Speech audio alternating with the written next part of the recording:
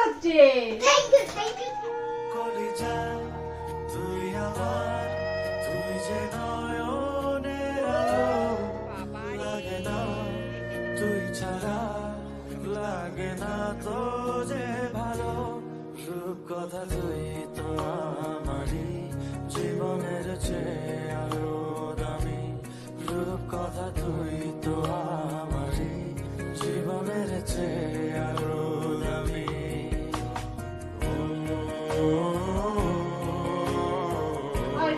Happy birthday,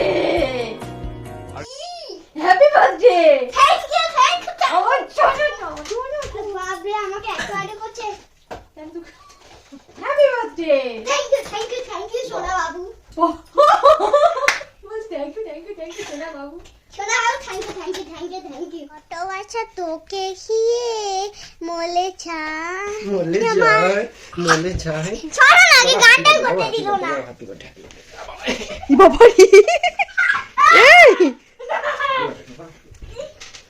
এ বাবাকে thank you বলে দে, হ্যাপি বার্থডে বলছে। Thank you. তো আজকে আমি এতবেলা হসপিটালে ভর্তি হয়েছি, এখনো হয়নি আমাদের অর্ক বাবু, এখন আমি হসপিটালে ভর্তি আছি। সারা রাতটা আমি যে কি কষ্ট পেয়েছি একমাত্র আমার মা ছিল, সেটা একমাত্র আমার মা জানে। মা তো সবাই হই আমরা, তার জন্য না, প্রত্যেকটা মেয়ে আমরা মা হই, প্রত্যেকটা মেয়েরই কিছু না কিছু জীবনে একটা মা হওয়ার একটা কষ্ট আছে, কিন্তু এই আমার কষ্টটা একমাত্র আমার মা জানে আমি কি করেছি প্রভু। তারপরে এটাকে পেয়েছি, বাঁদরটাকে পেয়েছি, কিন্তু অর্ক বাবু একটা খুব সুন্দর সেন্ট ছেড়ে দিয়েছে, গন্ধে টিকতে পারছি না আমি। কালকে রাত 12টার সময় তো অর্ককে উইশ করেছিলাম। এখন সকাল সকাল উঠেছি, উঠে পরে দেখো অর্কবাবু তো আজকে তাড়াতাড়ি ঘুম ভেঙে গেছে, কারণ আজকে ওর জন্মদিন, সেই কারণে কি করবে না করবে তার আর কোনো ঠিক নেই। আর প্রীতম সকাল সকাল গেছে বাজার, কেননা আজ আমাদের প্রায় 3-4 দিন ধরে বৃষ্টি হচ্ছিলো, আজকে মেঘটা পরিষ্কার ঠাকুরের কৃপায়। তো সকাল সকাল উঠেই না যে যে জিনিসগুলো লাগবে সেইগুলো আনতে গেছে। মানে কি বলবো জানো, অনেক জিনিস কেনার ছিল, অনেক কিছু প্ল্যান করার ছিল, জানি না গো কতটা কি করে উঠতে পারবো, তবে ভেবেছিলাম অনেক কিছু করব। স্নান টান করে এখন অর্কর না জন্ম মাসের যে পায়েসটা, সেই পায়েসটা চাপাবো। প্রীতম সামনে থেকে গুড় এনে দিল। তবে চলো তাড়াতাড়ি করে রান্নাটা শুরু করি। যেমন নর্মালি সকালবেলায় তেমন কিছু করবো না, আর আমাদের এমনিতে আজকে পূর্ণিমা, মাংস তো ঢোকাতে পারতামও না। আর এক সেকেন্ড দাঁড়াও, মাংস তো এমনিতে ঢোকাতে পারতাম না, তেমন কিছুই বলিনি। দিদির যে ছেলে মেয়েটা আছে ওকে দেখে বলেছি, এমনি বাড়িতে মোটামুটি। তো দিদির ছেলেরা এমনিতেই মাংস খায় না, ছেলেটা খায় না হচ্ছে মাংস, তার কারণ হচ্ছে দাঁতের জন্য। ওনাকে দাঁতে, আমার এটা এতটা কষ্ট পাচ্ছি না, তো দাঁতের জন্য। আর মেয়েটা এমনিই খায় না। এখানে অর্কবাবু স্নান করে নিয়েছে সকাল সকাল। তো চলো আজকে পায়েস বানানো যাক। চলো চলো আমি বানাই, এদিকে প্রীতম তারপরে বাজার করে আনো একটু একটু করে সব কিছু। ছোটোবেলার থেকেই জানো তো একটা জিনিস জানি, জন্মদিনে কিন্তু জন্ম মাসে পায়েসটা দিতে হয়, আর সকাল সকাল স্নান টান করে সেটাই আগে করতে হয়। তো এখানে দেখো আমি দুধটা গরম করতে দিয়েছি, পায়েস বানাবো। আর এখানে গোবিন্দভোগ চাল নিচ্ছি। আমি না পায়েসটা প্রেশার কুকারেই বানাবো, টাইমটা কম লাগবে তাই, সেই কারণে। আর হ্যাঁ, জন্ম মাসে পায়েস নাকি ধরে যেতে নেই, একটু লেগে যেতে নেই, এরকম খুব খেয়াল করে করতে হয়। তো আমি ওই কারণে না ভীষণ ভয়ে ভয়ে করি। আগের বছরও মানে আমাদের অ্যাকচুয়ালি 5 বছর না হওয়া পর্যন্ত বাচ্চাদেরকে পায়েস দেয় না, বা বড় করে জন্মদিন করতে হয় না। তো এটা হচ্ছে অর্ক 6 বছরকার জন্মদিন। তো 5 বছর আগের বছর যখন জন্মদিন হয়েছিল সেটা আমার বাপের বাড়িতে হয়েছিল, তো সেই কারণে আগের বছর জন্মদিনে পায়েসটাও খুব ভয়ে ভয়ে করেছিলাম, এই বছরের পায়েসটাও খুব ভয়ে ভয়ে করছি। গোবিন্দভোগ চালটার মধ্যে না একটু ঘি মাখিয়ে নিলাম, দিয়ে একটু জল দিয়ে প্রেশার কুকারে দিলাম। তোমরা দুধ দিয়েই দিতে পারো, তবে হ্যাঁ আমি জল দিয়েই দিই, তাতে কি তাড়াতাড়ি করে সেদ্ধ হয়ে যায়, লাগে না। আর এখানে দেখো প্রীতম 1 কিলো পনির নিয়ে এসছে, আনতে বলেছিলাম অল্প, আর এতটা পনির নিয়ে এসছে। আসলে রাতের বেলা একটু খাওয়া দাওয়ার ব্যাপার আছে, আর আমাদের যে বাড়িতে থাকি সেই বাড়ির দিদিদেরকেই বলবো, তেমন তো খুব একটা এখানকার মানুষজনকে আমরা চিনি না। কি বলতো, এখন আমাদের তেমন অবস্থাও নেই যে অনেক মানুষকে ডেকে এনে খাওয়াবো বা অর্কর বন্ধুদেরকে খাওয়াবো, তো তেমনটা নেই জানো তো। তো যতটুকু পারছি করার চেষ্টা করছি। ওইদিকে ভাতটাও বসিয়ে দিলাম, আর এদিকে দেখো যে গোবিন্দভোগ চালটা সেদ্ধ হয়ে গেছে, একটা সিটি দিয়ে দিয়েছিলাম, আর এটা দুধের মধ্যে দিয়ে এটাকে আবার ঘন করতে দেবো। আর আমি এখানে পনিরটাও কেটে নিচ্ছি, যদিও বা পনিরটা রাতে হবে, সকালবেলায় 5 রকমের ভাজা দিয়ে মানে মোটামুটি ভাত দেবো জানো তো। আর হ্যাঁ, খুব ইচ্ছা ছিল মাছ করার, কিন্তু কি বলো তো আজকে না মানে আমি দুনোই পড়ে গেছিলাম, প্রীতমকে আনতে বলবো আর বলবো না, পূর্ণিমা ছিল জানো তো। তো তারপরে জানো তো দিদিরাও বললো যে হ্যাঁ মাছ দিলে দিতে পারতে। তো কি জানি না আমার দুনোভুনোই হয়ে গেছিলো, তো নিরামিষই হয়েছে আজকে। মোটামুটি নিরামিষ বলতে পেঁয়াজ রসুনটা হয়েছে, কিন্তু মাছ মাংস ডিম কোনোটাই ঢোকেনি ঘরের মধ্যে। তো এইখানে দেখো পনিরটাকে আমি কিউব কিউব করে কেটে নিচ্ছি। আজকে রাতের বেলায় দেখি পনিরের একটা নতুন রকমের একটা আইটেম ট্রাই করব, আর সাথে দেখি কি করি। এখন কোনো কিছুই ঠিক হয়নি আসলে।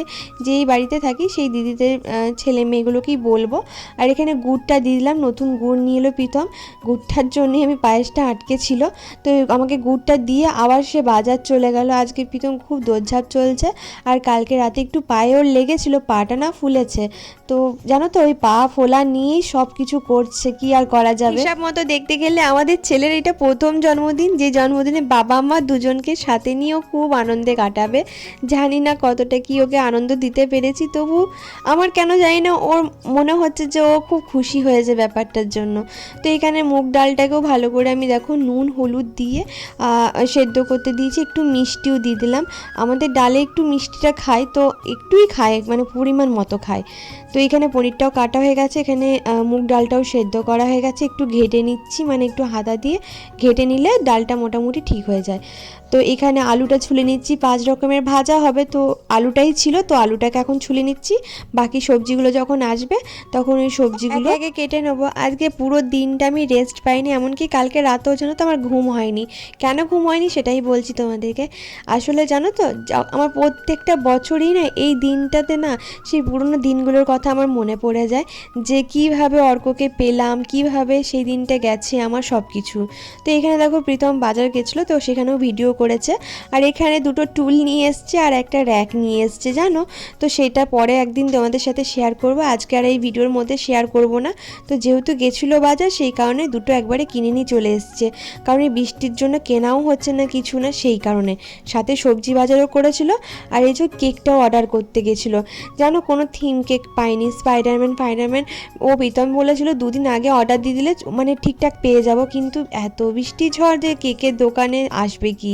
তো এইখানে যা ছিল সেখান থেকেই নিতে হয়েছিল। ও একদম বড় কেকটা নিতে চাইছিল, যে হার্ড কেকটা ছিল, কিন্তু আমি বারণ করলাম, বললাম এত বড় কেক না, দরকার নেই। মানুষ বলে এত বড় কেকটা নিয়ে কি করব, শুধু শুধু নষ্ট হবে, সেই কারণে যতটুকু নয় ততটুকু এই বছরটা চালাই। নেক্সট ইয়ারে ভেবেছি একটু বড় করে করব। অনেক কিছু স্বপ্ন তো দেখি সন্তানের জন্য, বলো মা বাবা হিসেবে মনে হয় সব কিছু, মানে আকাশের চাঁদটাও যদি পেরে এনে দিতে পারি তো সেটাও দেব। কিন্তু কি বলো তো, সবসময় তো পরিস্থিতি মানে একরকম যায় না। আর তার থেকেও বড় কথা হচ্ছে সন্তানদেরকে বুঝতে হবে পরিস্থিতি কখন খারাপ কখন ভালো। সব কিছু চাইলেই যে মুখের সামনে ধরে দিতে হবে এমনটা না। আমি প্রীতম দুজনেই না এই জিনিসটা পছন্দ করি না। বার্থডের জন্য আমি কেক নিতে এসেছিলাম, এই যে কেকটা নেওয়া হয়ে গেছে।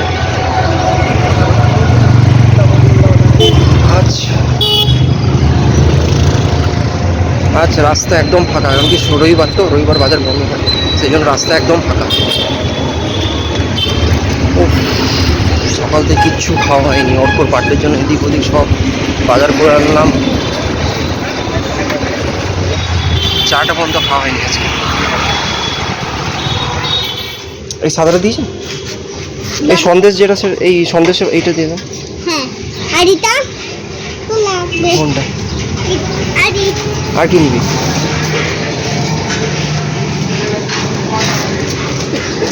আর এই সন্দেশ লেখাটা দিব, সন্দেশ লেখাটা দিব।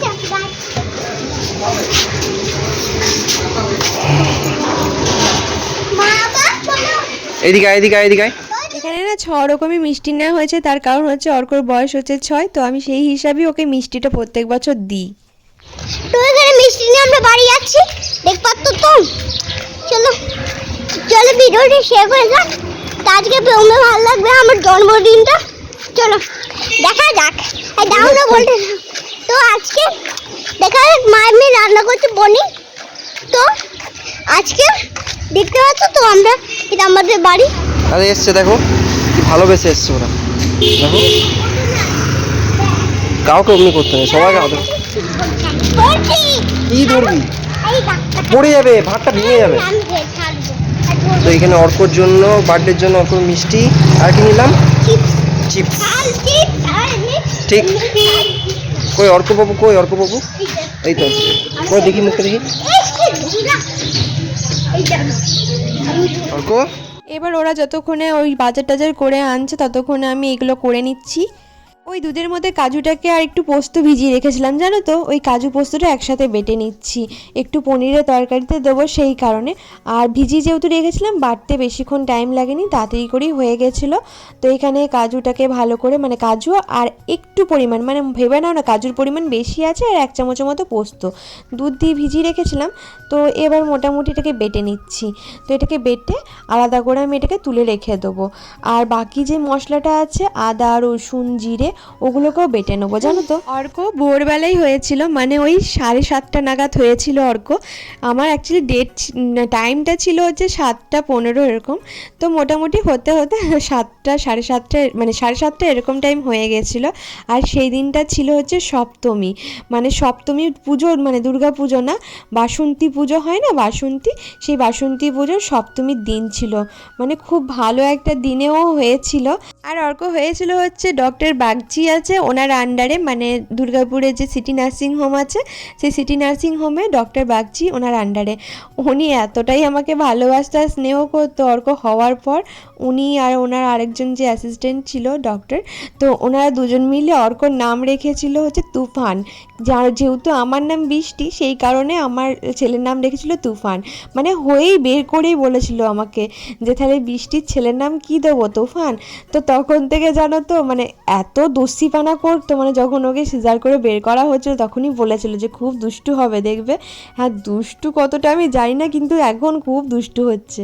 তো এইদিকে আলুটা ভাজলাম আর বাকি সবজিগুলো দেখো কেটে নিয়েছি, ভেন্ডি ফেন্ডি এগুলো। এইখানে মোটামুটি 6 রকমের ভাতে দেবো ভেবেছিলাম, কিন্তু হিসাব মতো 5 রকম হয়ে গেছে জানো।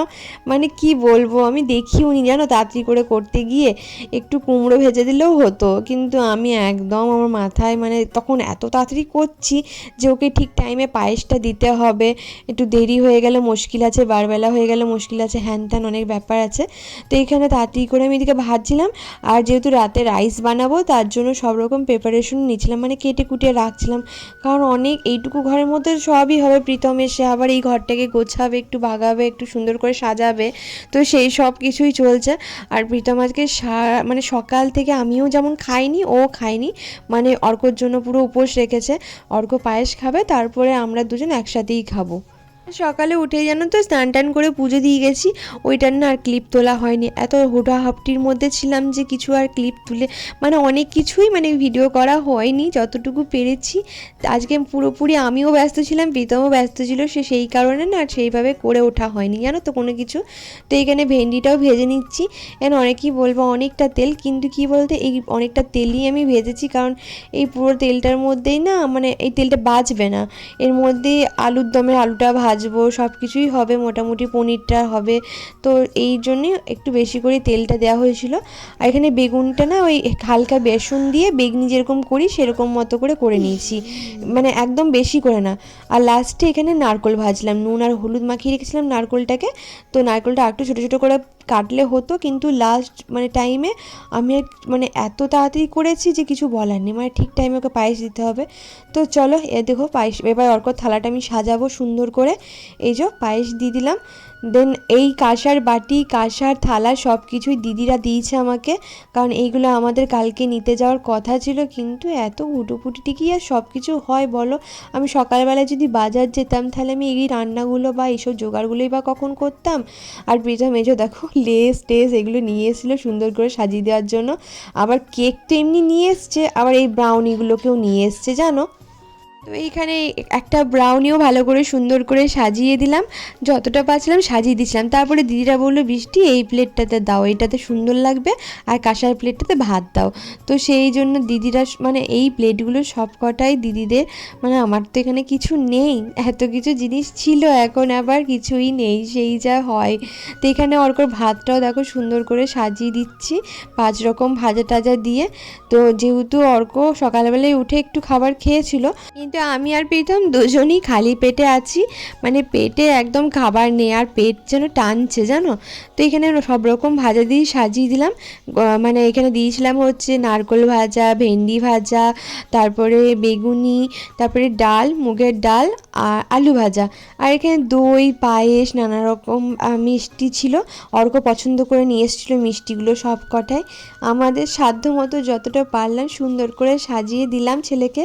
আর অর্ক সত্যি কথা বলতে তেমন খুব একটা চাওয়া পাওয়া নেই, ও বাবু ছেলের মতো যেটুকু আমি ওকে করে দিই ততটুকুতেই ও খুশি, ওর বিশাল কিছু চাহিদা নেই। ও শুধু চেয়েছিল ওর জন্মদিনে বাবা মা সাথে থাকবে আর একটুখানি ও বন্ধুদের সাথে একটু মজা করবে। যাই হোক, এখানে ওই যে খেতে বসেছে, এবার দেখতেই পাচ্ছেন বাবু মশাই। আর এইদিকে আমাকে প্রীতম ক্যামেরা করে বলছিল যে কে আশীর্বাদ করবে বা কী।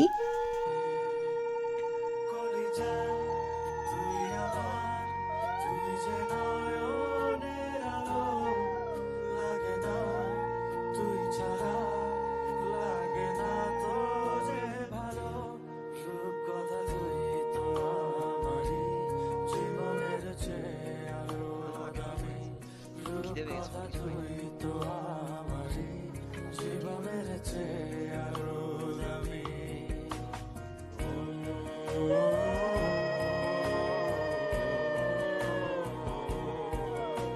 আর কি গলা মেলাবে?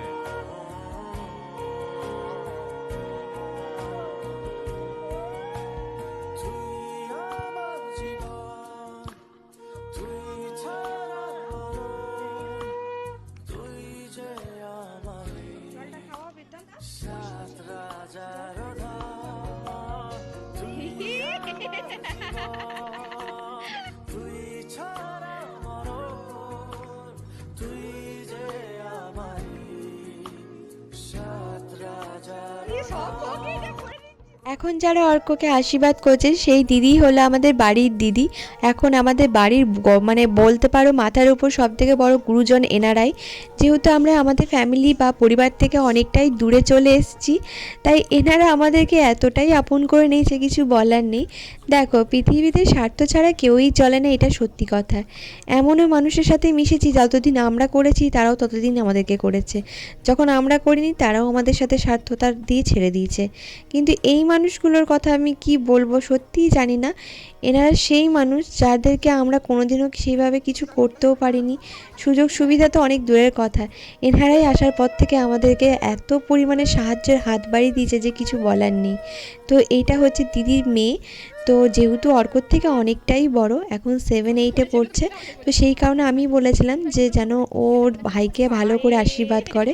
তো সেই কারণে এই যে এখানে আশীর্বাদ করছে, আর অর্ক বেশ খুশি হয়েছে।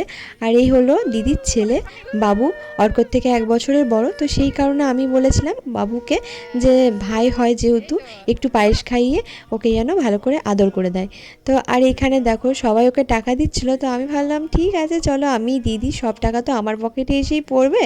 তো যাই হোক, এখানে এবার আমি একটু অর্ককে ভাত মাখিয়ে খাইয়ে দেবো। যদিও বা তেমন কিছুই করে উঠতে পারিনি, সব রকম ভাজাভুজি দিয়েই করেছি।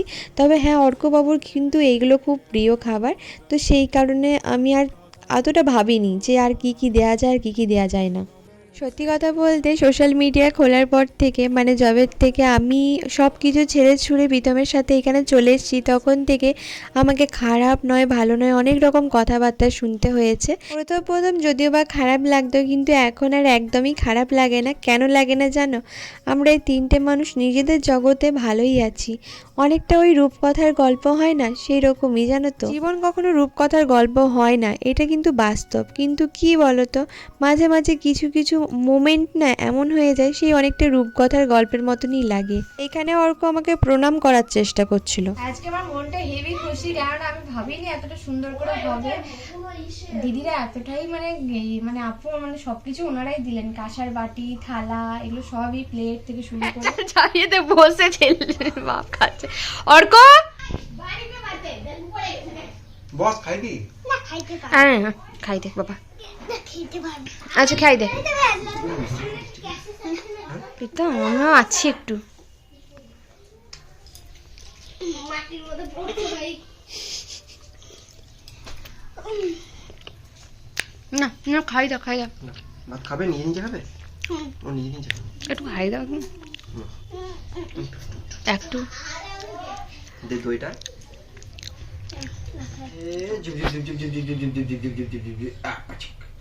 অর্ক কেক আসছে। এই বেবে বেশি দিয়ে জন্মদিন। এবার জন্মদিনটা ভালো লাগলো এবার? হ্যাঁ হ্যাপি তুমি? তেমন তো করতে পারলাম না কিছু বাবা, তাও খুশি তো তুমি? খেয়ে নেবে ও খেয়ে নি কাকা। সকালে দিয়ে খাওয়া দাওয়া হলো, এবার রাতের বেলার জন্য রান্না চাপাবো। হেভি টায়ার্ড লাগছে,